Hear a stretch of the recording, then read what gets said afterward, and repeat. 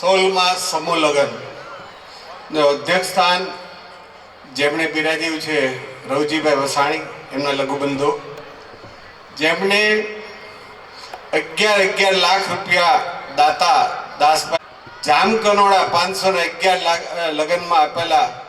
એને આગલે વર્ષે આપણા આમ જોઈએ તો ચિત્તલ પાસે મોણપર છે ત્યાંના છે, પણ વર્ષોથી ત્યાં રહેવા ગયેલા છે, સુરત રહી છે, સામાજિકમાં ઘણું કામ કરે છે. એવા જ બીજા આપણા દાતાશ્રી 11 લાખ રૂપિયા જે સુરતથી આપણા અમિતભાઈ, તેમજ ગુરુજનો ભોજલરામ જગ્યાના મહંત બાપુશ્રી, તેમજ સત્તાધારથી આવેલા, એમ જ સ્વામિનારાયણ સંપ્રદાયના ગુરુજનો, તેમજ દિનેશભાઈ જેમણે આજે આ કાર્ય એમની ટીમ સતત પ્રયત્ન થઈ અને આજે 25માં સમૂહ 25 લગ્ન નવયુગલો જે આજે આપણે સામે જેમનાથી આપણે ભેગા થયા છીએ એવા નવ દંપતીઓ પ્રભુતામાં પગલાં પાડે છે. એમને પ્રભુને કહું સુખ શાંતિ અને એમનું જીવન બહુ સારું જાય, ખુશ રહે, જિંદગીમાં કંઈક સારું કાર્ય કરી શકે એવું પ્રભુ એના આશીર્વાદ આપે.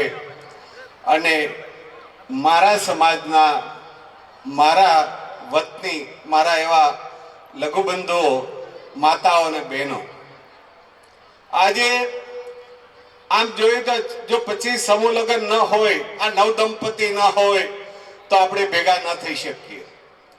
પણ આજે જેમણે આયોજન કર્યું છે દિનેશભાઈ, એમની ટીમે, અને જે રીતે સમાજને એકત્રિત કરવાની જે કોશિશ કરી રહ્યા છે, આવા સમાજના ફંક્શન થાય, આવી રીતે એકઠા થાય, ભેગા થાય, સમાજની વાતો થાય, સમાજના વિચારો રજૂ થાય, સમાજ માટે નવી પ્રેરણા મળે, નવું કાર્ય કરવાનું મન થાય. આ દાતાઓ જે દાન આપ્યું છે એમણે એટલે વંદન કોટી કોટી કરવા જોઈએ. મહેનત કરી, મજૂરી કરી અને એક લેવલથી હાઈટ ઉપર ગયા. પછી દિનેશભાઈ હોય, કાળુભાઈ ભંડેરી હોય, અગર તો જે લોકો આજે આપણે અમરેલીમાં પણ ઇન્ડસ્ટ્રી નાની મોટી જેકી ચલાવે છે, એ લોકો પણ રાત ને દિવસ મહેનત કરે છે. અને જ્યારે મહેનત કરે છે ત્યારે ઇન્ડસ્ટ્રી ચાલે છે. એક હું તમને દીકરી કે બેનને વાત કરું, તમારું ઘર સુંદર કેમ રહે? તમારા રૂમ, તમારા બાથરૂમ, તમારું કિચન, તમારું જે કંઈ અનાજ કરિયાણા જે કંઈ હોય એ ચોખ્ખું ક્યારે રહે? ઘરનો પ્રતિનિધિ, સાસુ હોય કે વહુ હોય કે ઘરનું એક વ્યક્તિ, એ સતત જાગતું હોય, સતત એ ગૃહિણી એ ઘરમાં દેખતી હોય, જોતી હોય, અને એ સુંદર હોય. ને કોઈ બે મહેમાન આવે, 4 મહેમાન આવે, અને જ્યારે ઘરમાં જાય ને ત્યારે એની વેલ્યુ બને કે આ ઘરમાં સુંદર ચોખ્ખું છે તો કોઈને કોઈ વ્યક્તિ સારી વ્યક્તિ હશે તો આ બને.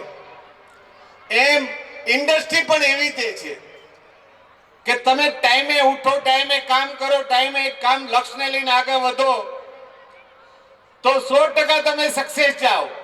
એમાં કોઈ શંકાને સ્થાન નથી. એટલે મારું એટલું તાત્પર્ય કહેવાનું છે કે આપણે સમાજ સંગઠિત થવાની કોશિશ છે, કરીએ છીએ, વાતો કરીએ છીએ, ઇમ્પ્લિમેન્ટ બહુ ઓછું કરીએ છીએ, બહુ ઓછું ઇમ્પ્લિમેન્ટ થાય છે, જેનાથી આપણે વર્ગ વિવાદમાં ફસાતા જઈએ છીએ. નાની નાની ભૂલો હોય એને મોટી પહાડ જેવી ભૂલો બનાવી દઈએ છીએ, અને સાથે બેહવાની આપણી પાસે જે વિચારધારા હોય એ ગુમાવી દઈએ છીએ, અને આપણે સાથે બેસી ન શકતા. એ બહુ મોટો આપણી સમાજની એક કમજોરી છે. માફ કરો, માફ કરીને આગળ ચાલો. કોઈની માણસ માત્ર ને ભૂલને પાત્ર હોય ને હોય. કોઈ પણ ઘરમાં 5 સભ્યો હોય, 10 સભ્યો હોય, 15 સભ્યો હોય, એમાં 2 સભ્ય કદાચ 100% ભૂલ નહીં કરતા હોય, પણ 80%, 70%, 60% કરતા છે, તો બાકીના 15 જે સભ્યો હોય કે 5 સભ્યો હોય એ 10%, 15%, 20% તો કરતા જ હોય. પણ એકબીજાને જો માફ કરે તો સંગઠિત થઈને ફેમિલી ચાલે.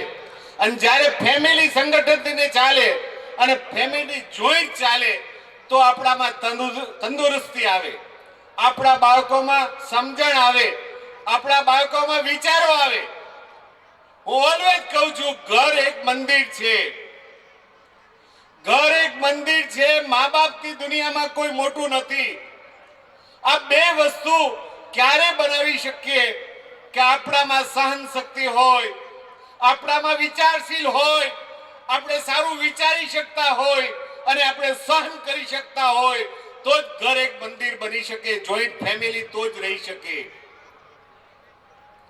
અને મા બાપની સેવા આપણે જો કરતા હોય, મા બાપને આપણે ઇજ્જત આપતા હોય, એને પ્રેમથી વાત કરતા હોય, તો આપણી કુખે જે બાળક જન્મે ને એ પણ આપણને પ્રેમથી વાત કરે, આપણા ઘરમાં સારા વિચારો આવે, એ બાળક કેપેબલ બને, શક્તિશાળી બને અને પોઝિટિવ વિચાર આવે.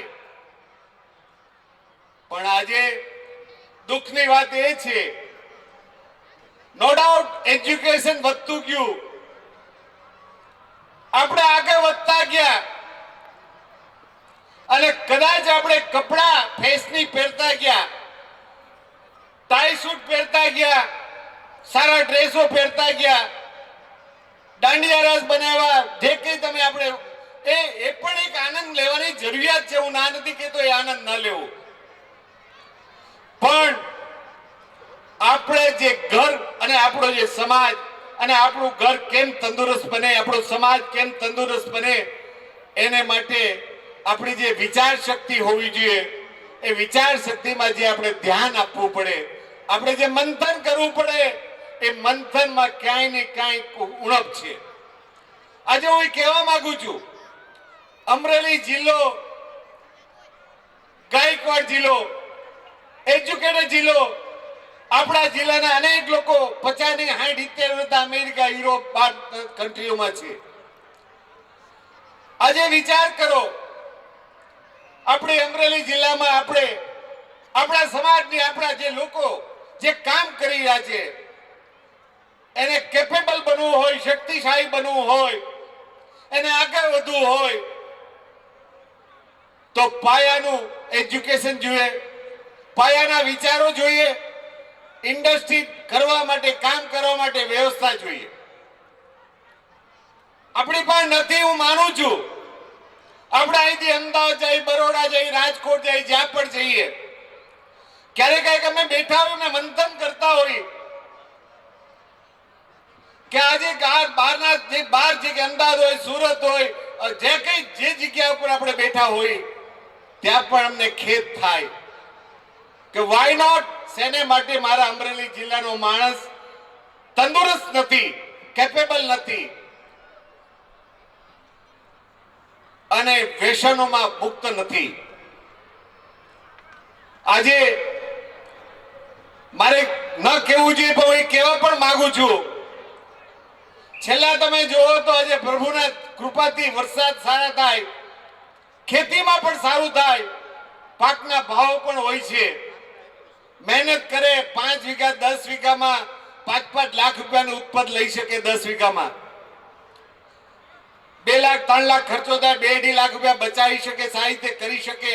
એટલે ઘરમાં ખેતી કરતા હો તો પણ પોતાનું ઘર અને પોતાની રીતે સારી રીતે ચાલી શકે એવી સ્થિતિ છે. પણ આપણે ખેતર ન જવું, આપણે ગાડી લઈને સિટીમાં ફરવું છે, માવા ખાવા છે, ન ખાવાનું ન પીવાનું પીવું છે અને વેસ્ટ ઓફ ટાઈમ કરવો છે.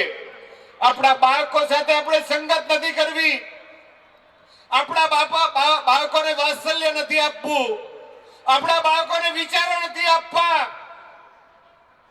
અને વેસ્ટ ઓફ ટાઈમ આપણે એવી જગ્યાએ કરીએ છીએ કે જ્યાંથી કંઈ પણ નથી મળતું. એટલે મિત્રો, માતાઓ, આ બધાની ફરજ છે. આપણો સમાજ તંદુરસ્ત હતો, વર્ષો પહેલા હતો ને આજે છે. પણ ભૂતકાળ હતો, વર્તમાન છે, ભવિષ્ય શું છે? ભવિષ્યમાં ડર લાગે છે. પૈસો છે ને, અમારી પાસે પૈસો, તમારી સામે બોલે છે ને એ વ્યક્તિ પાસે પૈસો છે. શૂન્યમાંથી સર્જન કર્યું. 14 વર્ષની ઉંમરે હું સુરત ગયેલો. 15/5/72 મેં ફેક્ટરી ચાલુ કરી. હજારો કારીગરો, 2001 માં 13,000 વર્કરો મારે ત્યાં કામ કરતા હતા. આજે મને પ્રોપર ગુજરાતી લખતા નથી આવડતું, પણ એક વાત ચોક્કસ છે, જે મગજમાં વિચારું છું કે મારે કામ કરવું છે, અને જ્યાં સુધી કામ ન થાય ત્યાં સુધી હું ચેનથી નથી બેસતો. એ તમે આપ લોકો જોવો છો. સંકુલ 97 માં સ્ટાર્ટ કર્યું અને 2017 સુધી કન્ટિન્યુટી રાતને દિવસ મહેનત કરી, અને જ્યારે સંપૂર્ણ બન્યું અને પોતાની રીતે પોતે ચાલી શકે એમ હતું, ત્યારે સ્વેચ્છાએ લોકોને આપી, બીજા ટ્રસ્ટીઓને આપી, અને હું વિદ્યાસભા કે મેડિકલ કોલેજમાં આગળ વધ્યો. આજે તમે જોવો છો તમારી વચ્ચે, જ્યાં 200 ઓપીડી નહોતી દીધી ને આજે 1800 થી 2000 ઓપીડી છે. જ્યાં ઇન્ડોર 50-75 પેશન્ટ હતા ને આજે 400-450 પેશન્ટ રહી શકે છે. નો ડાઉટ બધી જ વસ્તુ પ્રોફેર હોય, હું માનું છું, ક્યાંય પણ ક્ષતિ હોય, પણ કામ કર્યું તો આગળ વધ્યું. ભલે 10%, 15%, 20%, 25%, 30%. વિદ્યાસભા જોઈએ આપણે. ડોક્ટર જીવરાજ મહેતા જ્યારે આ દેશને આપણે ભાગલા ત્યાં, મહારાષ્ટ્ર અને ગુજરાત, આપણા પહેલા મુખ્યમંત્રી, જેમણે 110 એકર જગ્યા હાર્ડ ઓફ ધ અમરેલીમાં એજ્યુકેશન માટે રાખી. આજે વિદ્યાસભા કઈ જગ્યાએ, કઈ લેવલ ઉપર પહોંચ્યું છે. એટલે મિત્રો, હું કહેવા માંગુ છું, ઇન્ડસ્ટ્રી મેં ડેવલપમેન્ટ કરી, ધંધો વેપાર આગળ વધાર્યો, એની સામે સામાજિક કાર્ય, સમાજને લોકોને ઉપયોગ થાય, અક્ષર જ્ઞાન હોય, વિદ્યા એ મોટું ભાથું છે, મોટું તાકાત છે. એવું જ સુરત વાસલ્યધામ, અનાથ બાળકો 839 બાળકો, 1400 બાળકો જેના મા બાપની ખબર નથી, મારી માં કોણ છે, મારો બાપ કોણ છે, એની પાસે જીનેટિક નથી. એ બાળક જો 80% બાળક નિર્વ્યસની હોય અને 10 લાખથી 1.5 લાખ રૂપિયા કમાઈ શકે એ બાળક હોય, તો જે આપણી કુખે જન્મેલો બાળક પટેલ સમાજનું બીજ અને પટેલ સમાજનું જીનેટિક, વાય નોટ શેને માટે કેપેબલ ન બને? શું કામ કેપેબલ ન બને અને શું કામ એની પર દૃઢ વિશ્વાસ હોય? એ મંથન કરવાની જરૂરિયાત છે. હું એટલે તમને કહું છું, સમૂહ ભેગો થવો જોઈએ, ડિસ્કસ થવું જોઈએ, પણ સંગઠન બનવું જોઈએ, અને સંગઠિત એ પાયો છે. માફ કરો, કોઈ પણ માણસે ભૂલ કરી અને માફ કરો, અને શક્તિશાળી માણસને આગળ વધારો.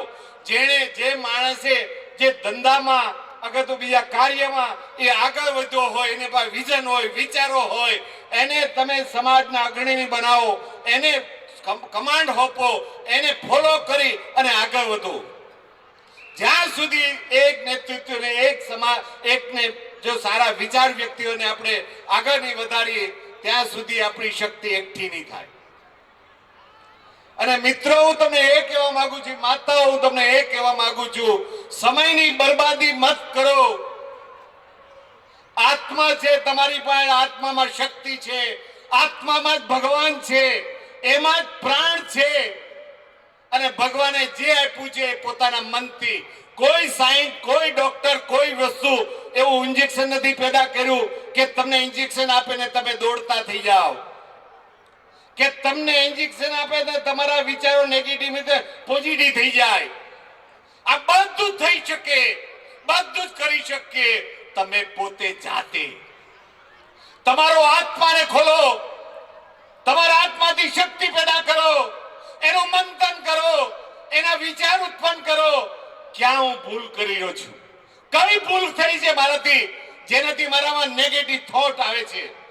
હું સક્સેસ નથી જતો. કઈ એવી ભૂલ બને છે જેને મારે સુધારવાની જરૂરિયાત છે? અને પોતે સુધારી શકે પોતાને. કોઈ પણ વ્યક્તિ કોઈ પણ નું જ્ઞાન મળે, વ્યાસપીઠ ઉપર લાખો ને કરોડો માણસો એ એ જ્ઞાન લે અને વક્તા એને પીરસે અને એ ટાઈમે એના મનમાં કઈ ઉત્પન્ન થાય ને રડી પણ જાય, એ વિચારે પણ કે મારે ચેન્જ થવું છે, પણ 2 દી 3 દી 4 દી 5 દી પછી હતા એને હોય એનું એક જ કારણ છે, એ વિચાર આવ્યો, અમલીકરણ ન કર્યું, જીવનમાં અમલીકરણ કરવું એ જ મહત્વની વાત છે। આજે કરોડો રૂપિયા દાન આપે છે સમાજના લોકો, જે આગળ વધે છે ને એ પોતાના જીવનમાં પોતે અમલીકરણ કરે છે, પોતાના જીવનમાં પોતે એ મગજમાં નાખે છે અને શક્તિ ઉત્પન્ન કરે છે, જેનાથી સક્સેસ બને છે। એટલે માતાઓ, તમારી પાસે જબરજસ્ત શક્તિ છે। માં ભગવાન એટલે કહેવાય, માંથી મોટું કોઈ જ નથી। માં ભગવાન એટલે છે કે માં એ એક પાઠશાળા છે, માં એક વિઝન છે, માં એક એવું ઓદર છે, એવું એક ખો છે જેમાંથી એ પુરુષને જન્મ આપી અને એવું સર્જન કરી શકે છે। એટલે આપણે આ વસ્તુને સમજવાની જરૂરિયાત છે અને નવદંપતિને હું પ્રભુ પાસે પ્રાર્થના કરું છું, એનું જીવન, એનું દાંપત્ય જીવન સુખમય રહે, સારી રીતે રહી શકે। અને એટલા બધા શ્રોતાઓને મારાથી કંઈ ભૂલ થઈ હોય, મારાથી તમને કંઈક કહેવાઈ ગયું હોય તો હું દર્શકોર માફી માંગુ છું। હું મારા આત્માથી બોલું છું, હું લખાણથી નથી બોલતો, મારી નાભીમાંથી જે વિચાર આવે એ હું બોલું છું। અને હું એટલે બોલું છું કે મારી સામે જે બેઠેલો સમાજ મારો છે, મારો સમાજ છે અને મારે સત્ય બોલવું જોઈએ અને સાચું બોલવું જોઈએ, સામે જે સમજવું સમજે, એટલે હું બોલું છું। અસ્તુ, જય હિન્દ, જય ભારત। ખૂબ ખૂબ આભાર આદરણીય